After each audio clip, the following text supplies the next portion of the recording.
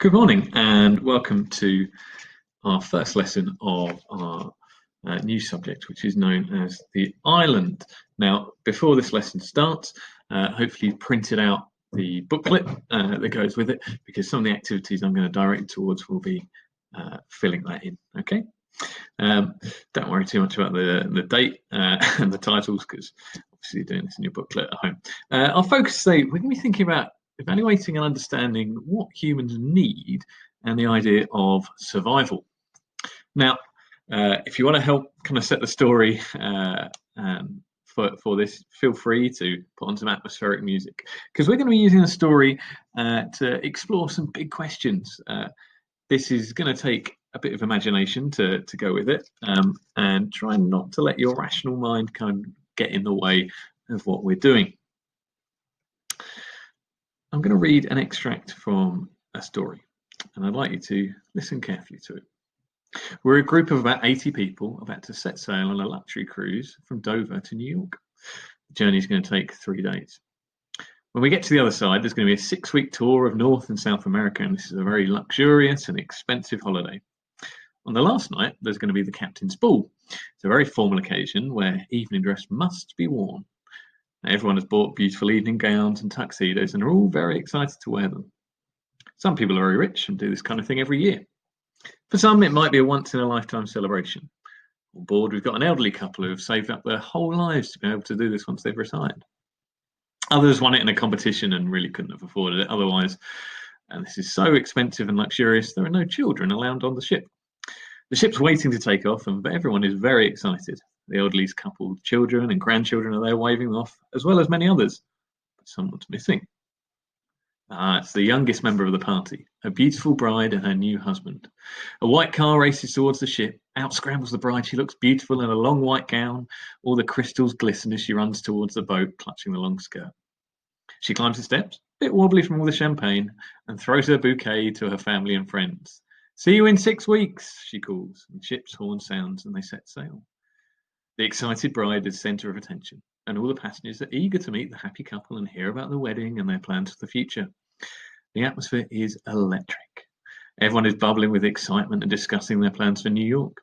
A rich couple order champagne for everyone to toast the bride and groom and their new life together. The first 3 days fly by as everyone gets to know each other. Many have shared pictures of their families. But finally, the night of the ball arrives.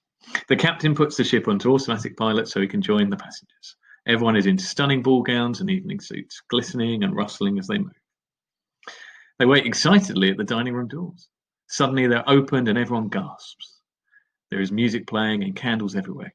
Crystal glasses and chandeliers shimmer. Outside, the moonlight is dancing on the waves. After a wonderful meal and champagne, everyone's drinking cocktails and dancing. The air is full of laughter and music.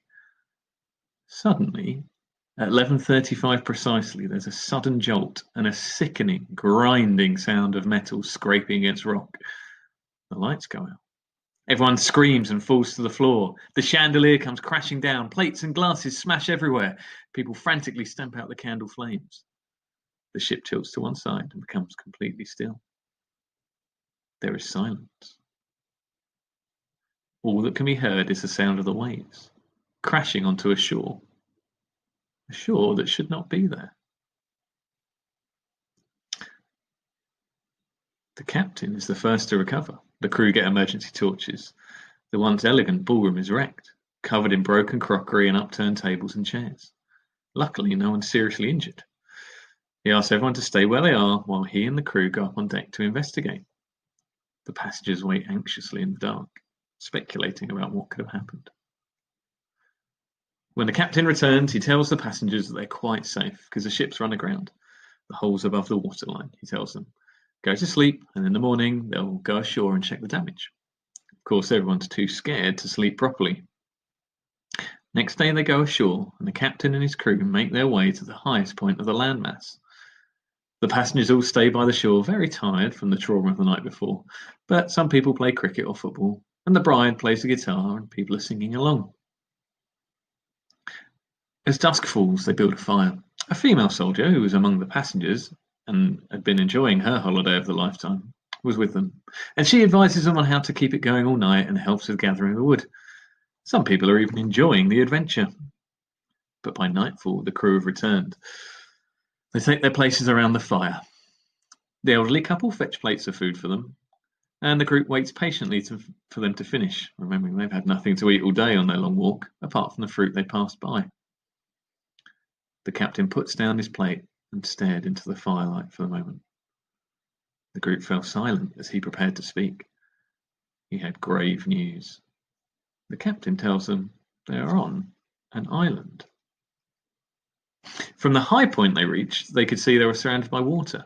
He told them the good news is, there are no danger, there's no predators, he explained. There's plenty of food and fresh water.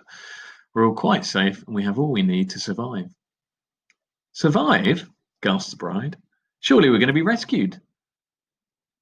We're not going to be here long, are we? She looked round at the others, and people began to murmur their agreement. The captain looked at her sadly. He looked at all the faces staring anxiously back at him. There's no birds, he said. This island should be teeming with birds. This is very strange and very worrying. No aeroplanes have flown overhead either. No planes have come here searching for us.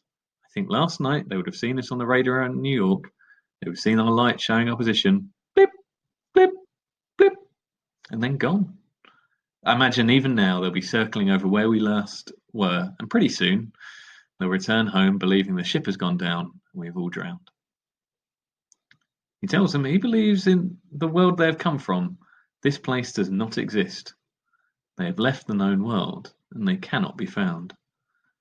The captain believes they are never going home. Now, that was the end of the first extract of our story. So we've been shipwrecked on a mysterious island. Now, obviously, this is a kind of fantasy story, and you are, to some extent, in control of where the story takes us. But some questions for you. How are you feeling? What are your first thoughts? What do you think our priorities should be?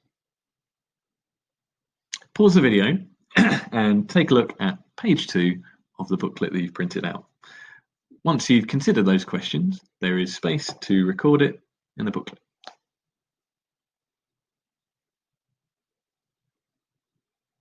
Now, some of you might be thinking, do I actually believe the captain? In our class, watching this, some people will, some people might not. Maybe it's some sort of stunt put on by the ship's company. Maybe some people are kind of angry at the captain for letting that ship crash. Well, another question is, well, would you want to leave? You know, if you don't believe the captain, maybe you want to take a lifeboat. But I would then say, well, where are you going? Is there actually anywhere to get? What if you suddenly changed your mind and wanted to return? Would you even be able to find the island again? Now, we're faced with some challenges. Should everyone on the island do the same amount of work so that it's fair? Will everybody's needs be the same? What about everyone's abilities? Will they be the same?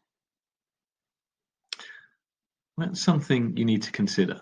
So pause the video and think about those questions.